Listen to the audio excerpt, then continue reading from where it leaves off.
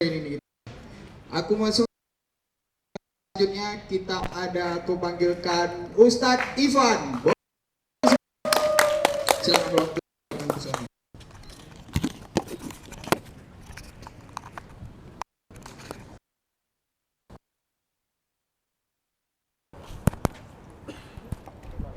Cek. Bismillahirrahmanirrahim. Assalamualaikum warahmatullahi wabarakatuh. Oke, alhamdulillah wassalatu wassalamu ala Rasulillah. Kenalin, nama saya Ivan, saya guru ngaji. Dan hari ini saya mau bilang, ya saya sehari-hari juga aktif di komunitas stand up. Dan hari ini saya mau bilang kalau saya lebih memilih berucap daripada stand up.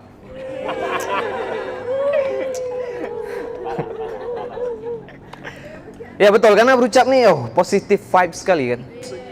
Jadi, betul di dunia ini ya.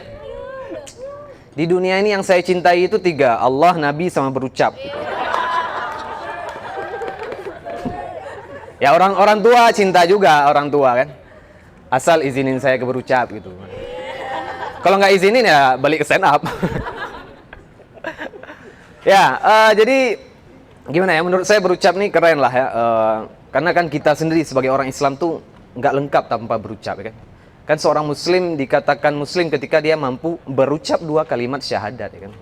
Jadi harus itu. Dan orang berucap ini gampang ditandai. Nah, kalau kita lihat di orang-orang rame ini kan, gampang ditanda orang berucap tuh karena kan ada cap dalam berucap. Gitu. Jadi gampang ditanda gitu. Coba aja dekatin orang berucap nanti lama tengok aja jidatnya lama-lama. Nanti keluar tiba-tiba tempat kamu bertumbuh. Beda sama anak stand up. Coba tengok jidat anak stand up. Kafaro. Jidatnya aja, hatinya tetap beriman tapi. Oke, dan saya ini kan aktif di alhamdulillah di beberapa komunitas nih ya, kawan-kawannya. Jadi ya kadang nih ikut di berucap, kadang di Bang Dosi, di Akses gitu. Dan selalu jumpa orang berucap. Jadi kadang ke Akses, jumpa orang berucap, ke Bang Dosi, jumpa orang berucap. Bahkan ke stand up pun ada orang berucap. Sampai akhirnya saya sadar ya. Oh iya, lambang berucap ini kan warna merah ya kan. Jadi menurut saya, memang yang merah-merah itu paling suka berkuasa gitu kan. Ya maksud saya MU, Liverpool gitu kan. Sama PD. Orang-orang PD kan, orang-orang PD suka warna merah. Ya kan? Abang PD kan bang? Suka warna merah? Enggak. Oh enggak, apa juga? Biru? Oh Demokrat berarti ya. Nah, gimana ceritanya habis ditinggal Anies bang? Menurut saya manis ya, ditinggal kenangan manis gitu.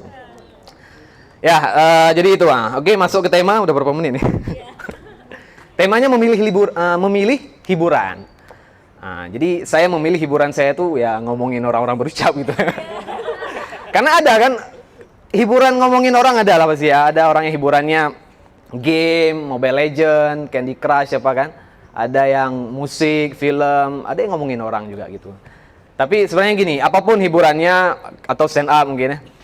Bagi saya yang paling penting kayak gini, kita itu sanggup mempertanggungjawabkan hiburan yang kita pilih. Karena kan kata Allah dalam Al-Quran, Bismillahirrahmanirrahim, Inna sam'a wal basara wal fu'ada ulaika kana anhu mas'ula kan.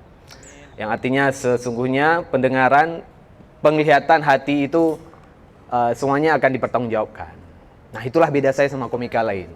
Kalau komika lain set up punchline. Saya set up ayat gitu kan. Ya maksudnya ya buat apa jokes, materi pecah ya kan. Yang penting lillah gitu.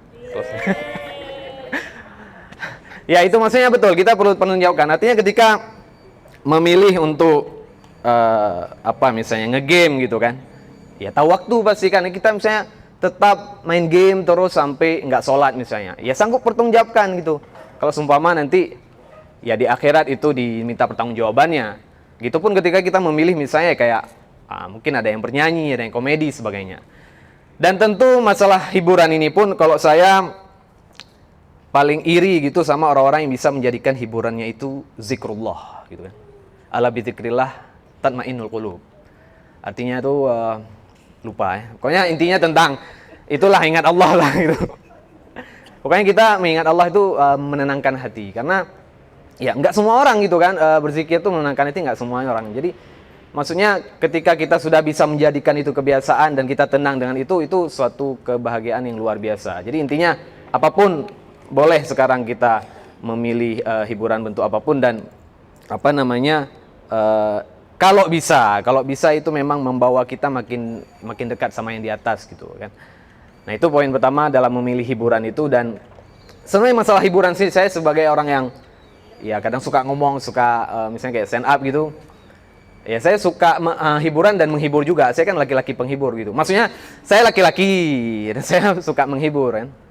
Jadi ada hadis Rasulullah juga yang bilang bahwasanya inna ahabbal a'mal ilallah ba'dal faraidi idkhalul surur alal muslim. Nah, kalau ini tahu artinya saya kalau ditanya. Jadi sesungguhnya apa tadi? Pokoknya sesungguhnya pekerjaan amalan yang paling dicintai Allah itu selain kewajiban, sholat, puasa sebagainya, adalah memasukkan kesenangan terhadap sesama muslim. Jadi kita menyenangkan orang itu juga dapat pahala. Nah, menyenangkan orang juga dapat pahala ya. Apalagi waktunya habis gitu. Ya sudahlah. Ingatkan, oke. Mungkin itu dari saya. Ini kalau mungkin sebelum bertanya ya, ini saya mohon maaf mungkin kalau tadi saya ngomongin orang berucap ada yang tersinggung ya. Saya cuman bercanda ya kan. Jadi mohon maaf nih. Silakan, mana Bapak Imam? Salam nih. Hah? Ada Ya, salam terakhir lah. Oke. Habis pertanyaan. Ya, gimana? Aku bingung cara ngaraya gimana. Tiba-tiba lupa arti dia. Biasa. Ya, oke. Aku buka satu pertanyaan dari audiens untuk menanyakan ke Ustaz Ifan. Ada? Susah. 5, Itu. 4. Oh, ada. Ada 2 nih. Nih, kakak ini dulu.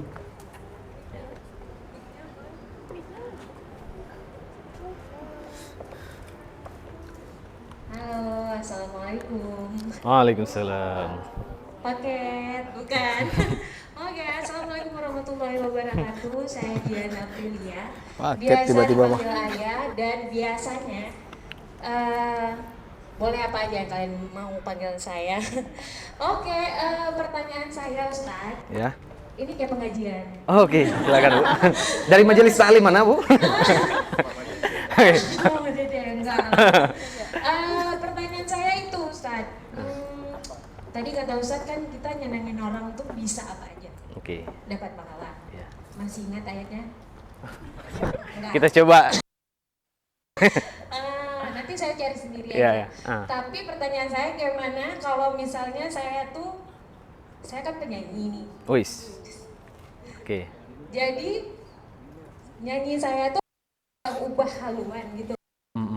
Nyanyi nasyid. Ini Dengan Allah. nyanyinya apa nih? Lagu tipenya apa gitu? Contoh misalnya lagu tentang apa? Biasanya. Alternative rock. Oke. Saya nggak ngerti itu. Gimana tuh Ustaz? Apa saya harus ubah atau ya gimana? Iya. Gitu. Oke. Solusinya. Siap. Oke, terima kasih. Wassalamualaikum warahmatullahi wabarakatuh. Waalaikumsalam ya. Langsung jawab ya. Langsung jawab. Jawab terus. Oke, pertanyaan yang susah sekali. Gimana jawabnya? Saya nggak bisa berfatwa nih ya. Sebenarnya gini ya, ini masalah musik saya menjelaskan secara umum ya. Saya juga orangnya kadang suka dengar apalagi rock ya, musik barat saya Maroon 5, Linkin Park tuh banyak saya dengar tuh Intinya ya saya kan belajar bahasa Inggris dari situ juga lah ya kan. Baby Shark dan lain tuh. Jadi sebenarnya gini Kak, lagu itu sama kayak ini kata Ustadz Adi Hidayat ya, sama-sama Hidayatnya emang, tapi jauh kali levelnya. Kata Ustadz Adi Hidayat aja langsung saya bilang, musik itu kayak kita ngomong, perkataan ya. Musik itu kayak kita ngomong, jadi ya sama kayak omongan. Jadi kalau omongannya itu baik, ya baik. Kalau omongannya itu menghina lah atau tidak sesuai syariat apa ya kayak gitu juga. Kalau ngomongnya kotor ya.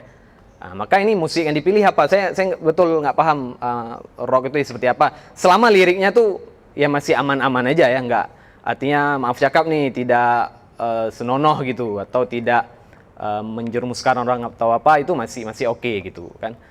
Maksudnya pun kalau dan waktu juga, timing itu yang nggak usah dibahas. Maksudnya yang penting nyanyi nggak waktu beribadah atau apa gitu kan.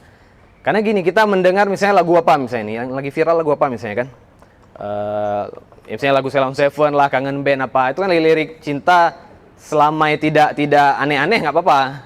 Tapi kalau lagunya Cinta Satu Malam misalnya apa, Siti Badriah itu apa? Saya nggak tahu lagu-lagu itu. Pokoknya intinya lagu-lagu tahulah pilihnya kan, yang bagus lah kata-katanya. Ya. Apalagi kalau misalnya milih lagu-lagu luar negeri, ya usahakan paham maknanya, karena kan kita nggak tahu ya, jangan dia memuja apa gitu kan. Intinya ya kayak perkataan lah. Nah, ini namanya kita ngomong, kalau kita ngomong depan orang sholat juga ya nggak afdol kan, ngomong teriak-teriak apa. Jadi kayak omongan, jadi masalah hal haramnya di situ. Jadi kalau saya nggak mesti ubah haluan selama kakak masih bisa menjaga itu. Dan ya balik lagi ke ayat tadi itu ya, nggak perlu saya sebutkan dong ya kan. Pokoknya intinya ayatnya itu tentang pertanggungjawaban, siap dipertanggungjawabkan. Oke. Aman, tutup ya. Oke, terima kasih kalau begitu. Makasih kesempatannya untuk kawan-kawan semuanya. Gimana ya, saya kayaknya tetap love berucap lah apa itu stand up. Terima kasih. Assalamualaikum warahmatullahi wabarakatuh. Waalaikumsalam. Ya ingat ya, nanti malam kan main tuh. Awas ya. Berarti Ustaz setuju ya musik ya? Ada di Aceh nih ya?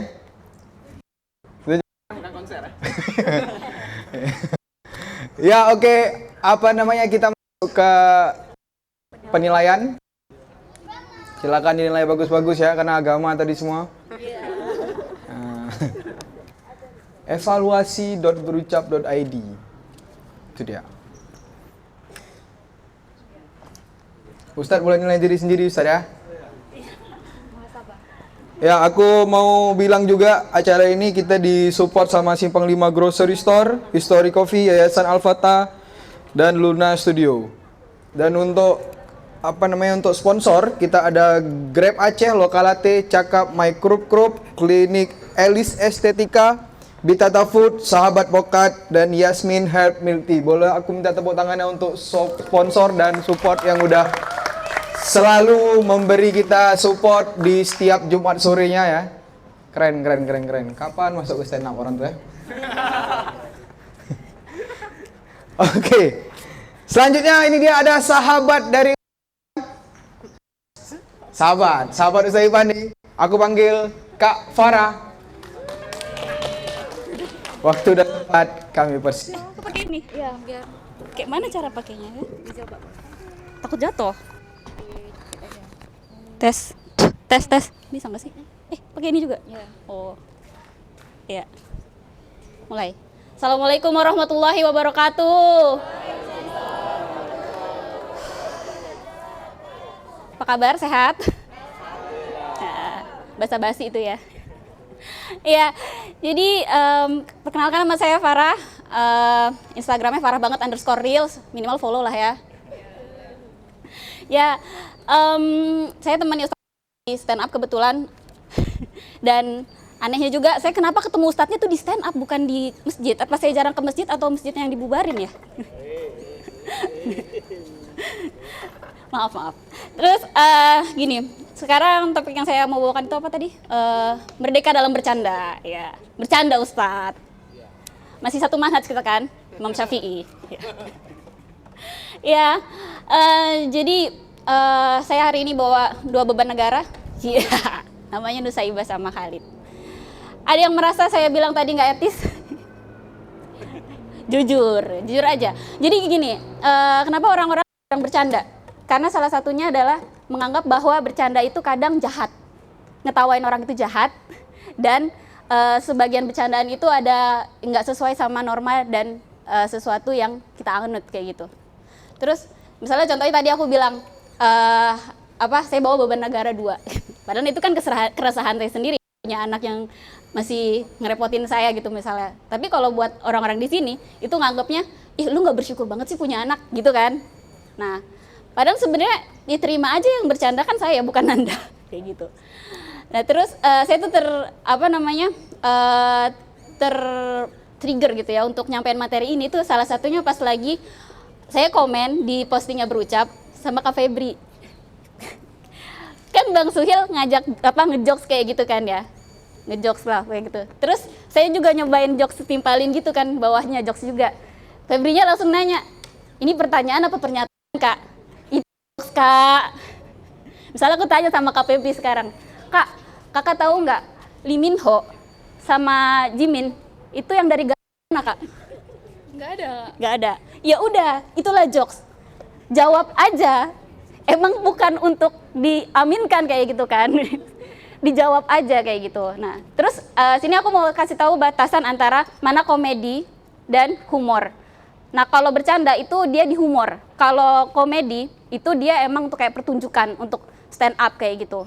Makanya ada batasan kalau misalkan kalian pernah dengar hadis larangan berdusta walau bercanda. Terus ada bercanda yang dianggap serius yaitu cerai, talak dan rujuk. Itu adalah batasan untuk bercanda.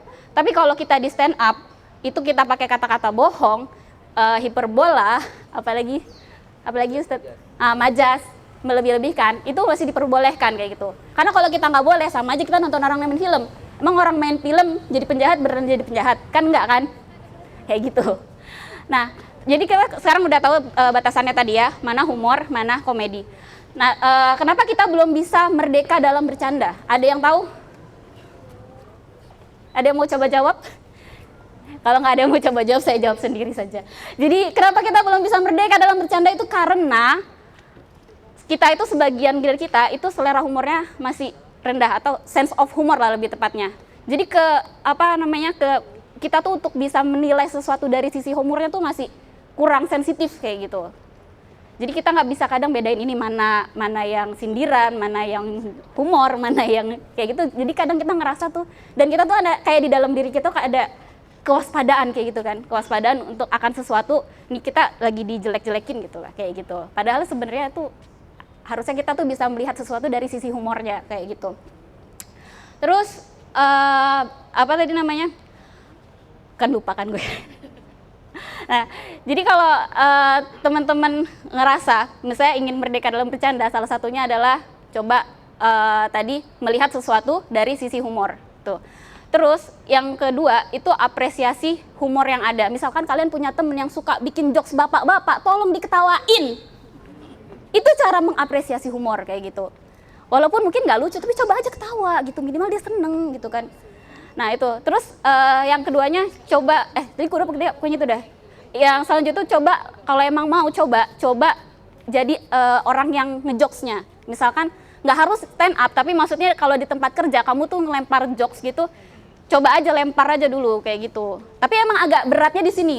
Kalau seandainya kita ngejokes itu sama atasan, kita tuh takut menyinggung, terus nanti malah jadi dipecat kayak gitu. Nah itu sih ada permasalahannya kayak gitu. Terus apalagi ya, kalau misalnya kalian mau bikin jokes, itu ada 3 cara membuat orang tertawa. 3 alasan kenapa orang bisa tertawa. Pertama, ketidaksesuaian. Ketidaksesuaian itu kayak misalnya kalian nonton DBM pernah nggak? Resep DBM. Nah, itu kan ada tahu, udah dicetak, terus tiba-tiba dihancurin lagi kayak gitu. Kan di pikiran kita habis dicetak dimasak kayak gitu kan, kok malah dihancurin. Itu kan ketidaksesuaian. Itu bisa bikin kita ketawa, salah satunya itu. Kayak seperti tadi saya bilang juga kan, Lee Min Ho sama Jimin yang jari Garut yang mana kayak gitu kan, nggak kepikiran nanyanya kok itu gitu. Terus kedua itu adalah teorinya superioritas. Jadi kalau misalkan kita nih ngelihat anak kecil jatuh masuk got terus kita ketawa, tenang, itu bukan karena kalian jahat, itu emang refleks otak kita buat ngetawain dia karena kita merasa kita lebih superior dari dia, paham kan? Jadi karena kita merasa lebih superior dari dia. Terus yang selanjutnya itu adalah keterwakilan. Udah habis waktunya? Berapa menit lagi? Ya, ketiga terakhir itu keterwakilan. Jadi kalau misalkan pernah lihat Kiki Saputra itu apa, ngerosting orang, itu kan mewakili apa yang di isi hati kita kan. Nah itu salah satu yang membuat kita bisa ketawa juga. Ya, terima kasih karena waktunya sudah habis. Makasih atas perhatiannya, saya Farah. Oke, tepuk tangan untuk Kak Farah. Sekali lagi keren materinya tentang humor dan bercanda tadi ya. Iya. Komedi ya. Mantap. Yang mau nonton Kak Farah stand up boleh nanti malam datang ya. Oh, Dia bakal mudah-mudahan stand up bisa. nanti malam di sini ngopi. Satu pertanyaan dari audiens, silakan. Oke, langsung Kak. Bismillahirrahmanirrahim. Assalamualaikum warahmatullahi wabarakatuh. Waalaikumsalam warahmatullahi wabarakatuh. Oke, menarik sekali ya tentang materi bercanda. Iya. Bercanda. Jadi tadi ada statement tentang apa ya, ketika kita mau main film tadi kakak bilang kan misalnya orang jahat kayak gitu, itu kan cuma main film, Iya. tidak sebenarnya. Terus kalau misalnya kak pas waktu bilang komedi kayak gitu, kita mau apa ya, mau bercanda-candain orang kayak gitu kan, itu kan apa ya Beneran. namanya, kan malaikat itu dia kan nggak ada berhenti bertugas. Iya. Maksudnya kalau misalnya Iya. itu ini lagi buat film, stop dulu ya, mereka nggak catat dulu. Itu kan nggak kayak gitu. Terus kalau misalnya kita komedi gitu juga. Jadi saya teringat bahwa Rasulullah itu juga suka bercanda, tapi bercanda Rasulullah itu tentang kebenaran, bukan tentang dusta. Kebenarannya itu seperti apa? Salah satu contohnya itu memang betul dipertanggungjawabkan ya.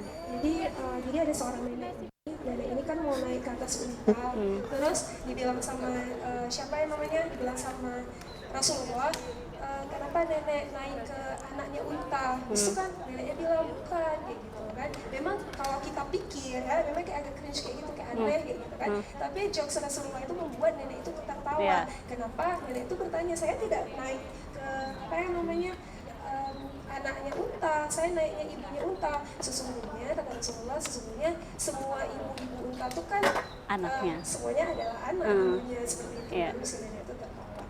Jadi itu aja yang mau ditanyain kan, kalau misalnya kita mau komedi atau humor dan lain sebagainya, apakah sistem yang tadi pola teknik cara-cara itu berlaku juga misalnya, atau memang tadi kan apa yang kakak bilang apa ya, komedi kayak mana tadi, humor tadi itu Humor itu apakah untuk kita sehari-hari. ya untuk kita sehari-hari. Soalnya boleh nggak di kakak kalau misalnya ada dimasukkan dusta, embel-embel majas dan lain sebagainya, kan malaikat itu mencatat. Gimana menurut Itu di humor ya.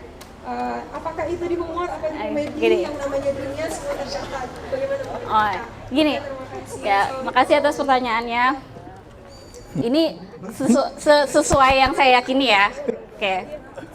Kalau mau konsultasi lanjutnya sama Ustadz Ivan ya. Jadi gini, kalau misalkan di humor itu kan apa maksudnya di ininya bercanda kan. Nah, karena kalau misalkan bercanda kan tadi udah saya bilang ada batasannya itu tadi, yang dusta jangan karena celaka takutnya. Terus yang apa tadi? Yang 3 hal yang dianggap dustanya itu adalah bercanda adalah cerai, talak, dan rujuk. Nah, itu. Nah, jadi yang itu kalau yang itu tadi dihindari, ya kita harusnya bisa merdeka dalam bercanda kan kayak gitu. Nah, tapi kalau di stand up, misalnya kita kan dicatat gitu apa yang tuh. Makanya kalau misalkan kita stand up juga niatnya itu kita ikhlas bikin orang ketawa atau enggak kayak gitu. Kalau emang niatnya itu cuman bohongin orang kayak gitu, ya udah kayak gitu, beda lah. Nah, tapi emang kalau saya lihat ya, misalnya komedi itu kan hiburan kayak gitu. Nah, kalau misalkan di ranah hiburan tuh kadang emang ya seperti itu.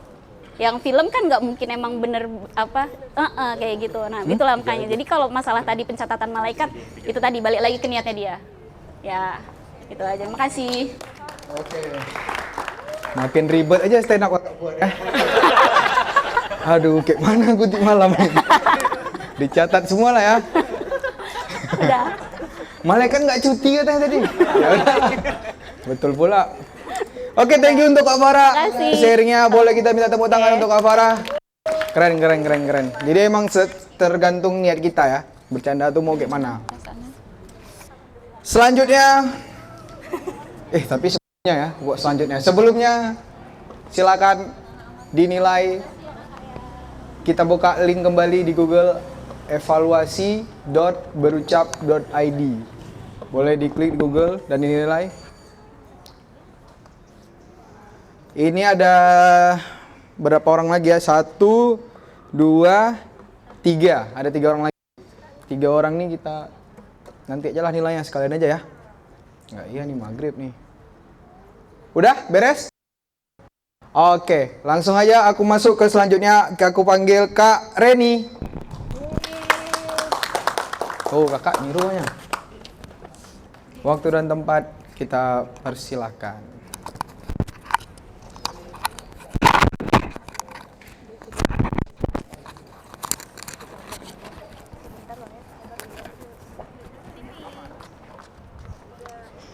Assalamualaikum warahmatullahi wabarakatuh.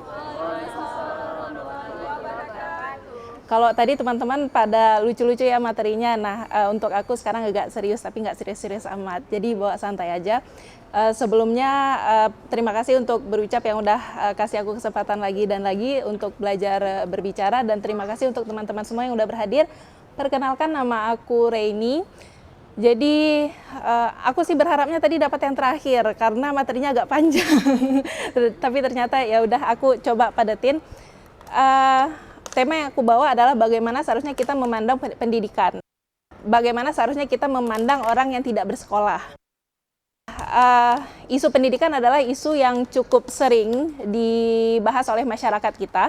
Banyak perdebatan tentang apakah sekolah itu penting dan tidak penting. Ada golongan-golongan yang berpendapat bahwa sekolah itu tidak penting karena mereka melihat ada tokoh-tokoh dunia yang sukses tanpa sekolah dan menjadikan itu alasan mereka untuk tidak bersekolah. Dan ada lagi golongan orang yang percaya bahwa sekolah itu penting karena di sekolah itu kita belajar bagaimana cara berpikir sistematis dan berpikir kritis dan problem solving dan pembentukan karakter. Kalau aku pribadi ditanya apakah sekolah itu penting, aku akan menjawab penting karena alasan yang aku sebutkan tadi.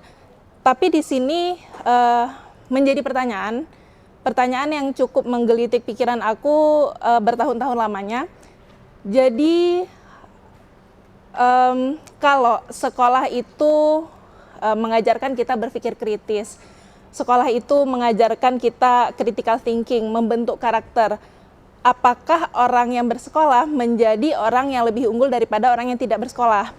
Apakah orang yang tidak bersekolah lantas menjadi lebih rendah dari orang yang bersekolah?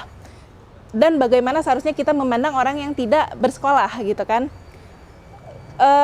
Sampai akhirnya pertanyaan ini aku dapat jawabannya di satu momen. Aku cerita sedikit, jadi pada tahun 2021 aku memulai petualangan. Jadi petualangannya itu melakukan pengabdian masyarakat di salah satu pulau yang sangat terpencil. Letaknya itu ada di Kepulauan Kei di Maluku Tenggara, itu udah mau dekat Merauke, sangat jauh dari sini. Jadi pulau itu saking terpencilnya pulau itu hanya ada beberapa puluh rumah dengan beberapa ratus penduduk.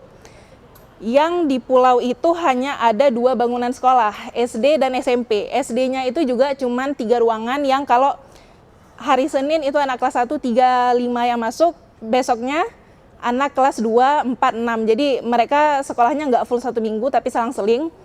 Kalau anak SMP-nya juga kayak gitu, dan yang lebih parahnya lagi, mereka keterbatasan guru. Jadi kadang-kadang kalau nggak ada guru mereka bisa libur sampai 3 bulan. Jadi kalaupun anak pulau itu mau melanjutkan ke jenjang SMA, mereka itu harus pergi ke kota kabupaten yang jaraknya itu 8 jam perjalanan lewat laut dari pulau tempat tinggal mereka. Dan kalau mereka mau berkuliah, mereka harus pindah ke ibu kota provinsi atau ke provinsi lain yang jarak tempuhnya itu bisa 1-2 hari. Jadi itu pun juga orang-orang yang punya finansial yang mumpuni gitu kan. Jadi sangat tidak heran kenapa di pulau itu banyak orang yang berhenti sekolah. Orang-orang tua, anak-anak muda situ paling mentok SD, SMP gitu kan. Nah, sampai akhirnya ada satu momen di perjalanan itu yang ada pemerintah daerahnya buat festival ceritanya. Nah, ini kan daerah kepulauan, jadi jaraknya antar pulau itu jauh-jauh. Lokasi festival ini jaraknya itu 4 jam dari rumah aku, rumah pengabdian itu, jaraknya 4 jam naik kapal.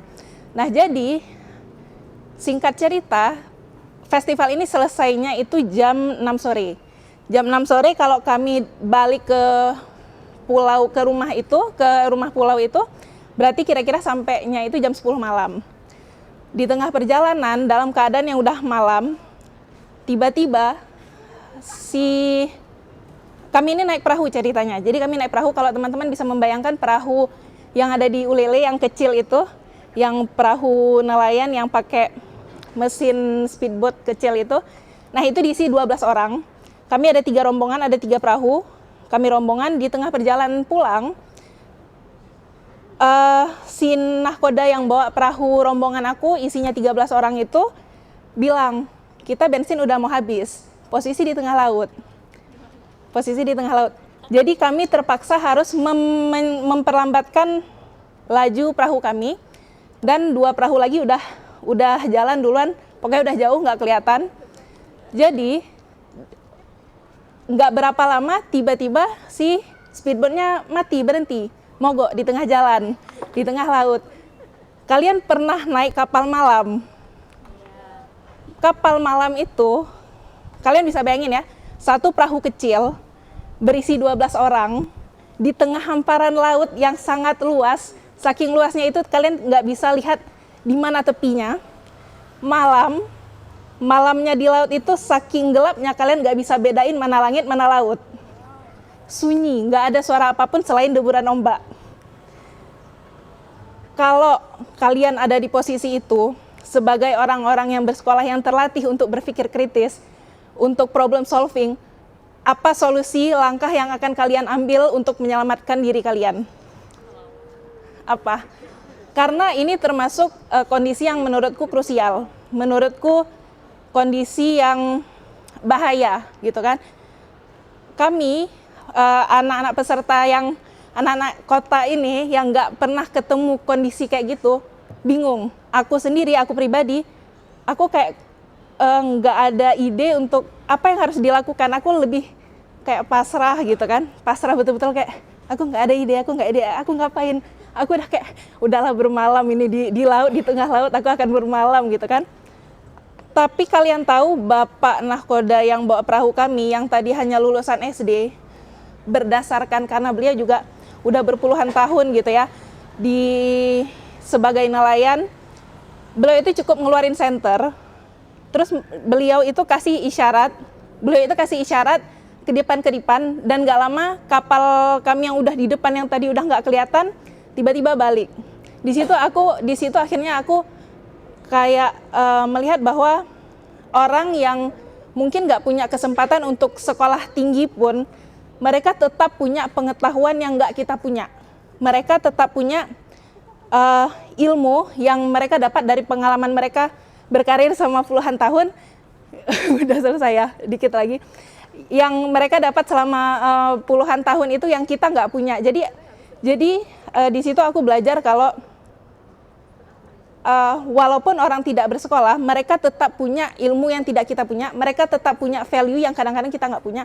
Dan mereka itu punya, dan pendidikan formal itu bukan satu-satunya variabel yang menentukan bahwa kualitas seseorang itu bagus atau enggak. Jadi gitu aja, terima kasih. Assalamualaikum warahmatullahi wabarakatuh.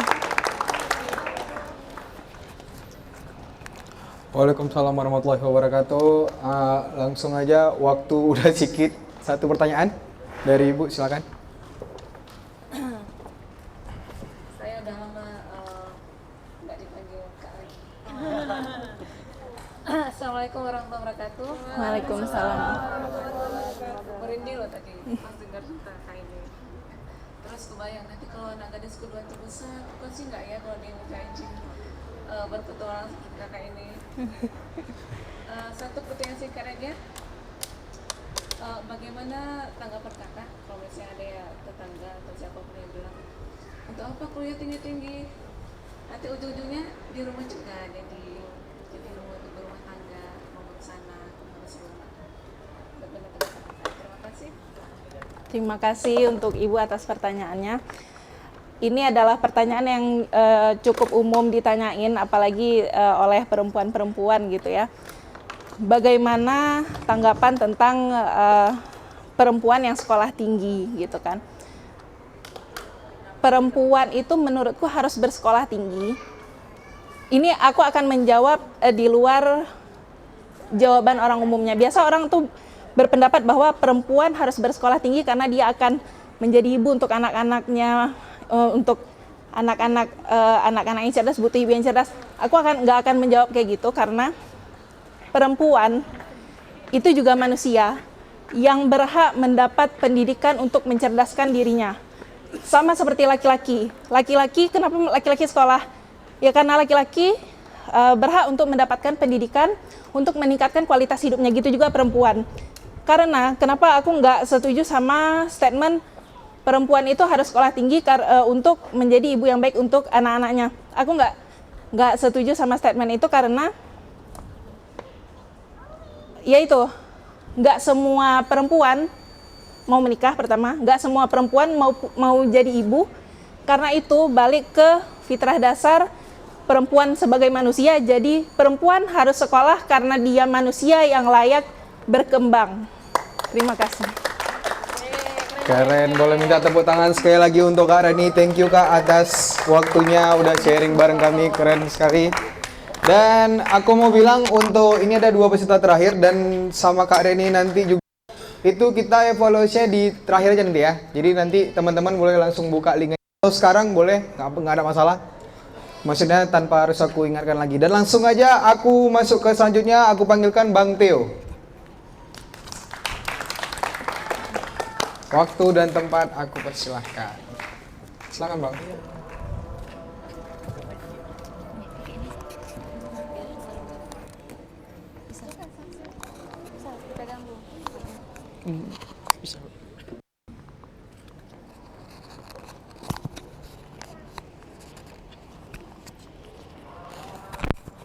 Cek, nggak apa? Udah. Baik. Assalamualaikum warahmatullahi wabarakatuh. Mungkin nggak sampai 5 menit. Keren cerita kakak tadi kan. Materi hari ini yang saya bawakan yaitu apakah nge-gym sebulan bisa menjadi body goals. Tujuannya kita. Di sini sebelumnya ada yang pernah nge-gym? Berapa lama kak? 1 bulan. Hasilnya gimana? Karena kita setiap manusia tuh beda-beda genetik kan.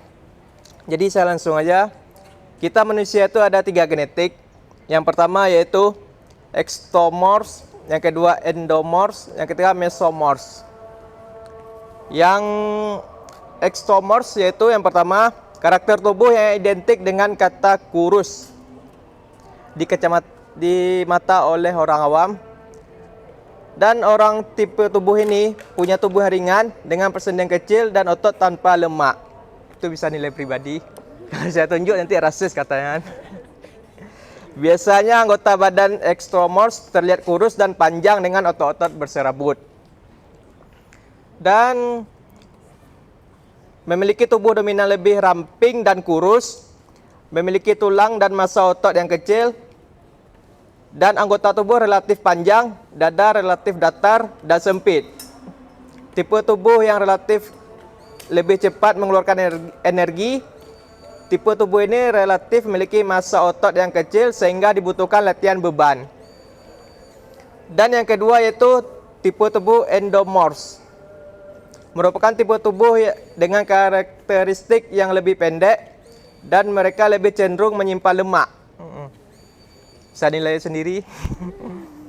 Dan ciri-cirinya yaitu memiliki tubuh dominan lebih besar dan gemuk, memiliki jumlah lemak yang relatif banyak, bentuk badan membulat, lingkar pinggang lebih besar dan lingkar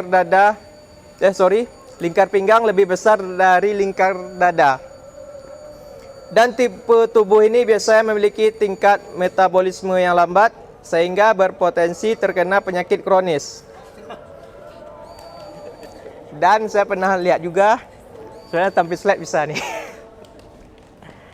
Dan yang terakhir yaitu mesomorphs, yaitu tipe tubuh manusia dengan perkembangan otot yang lebih tinggi dan lemak tubuh relatif rendah. Biasanya ciri-cirinya yaitu tonjolan otot terlihat jelas dan tegas, memiliki dada dan bahu yang lebar, pengeluaran energi yang sedang.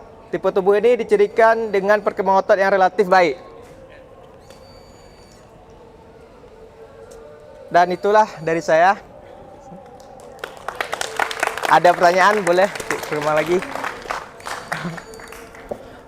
Oke, nih Bang, waktunya udah mau habis nih Bang. Iya, itulah, makanya Jadi apa, Bang? gini aja, Instagram Abang apa? Biar wanitanya DM aja. Nah, lucu Instagram saya itu Theo Pertama 96. Theo Pratama 96. Ya, biasanya Ya. konten-konten tentang gym juga. Iya, jadi teman-teman untuk yang penasaran ingin bertanya karena waktu kita udah habis, silakan untuk DM aja Bang Theo-nya ya. Oke. Thank you Bang Iya, Bang. Theo udah sharing di sore kita hari ini. Dan oke.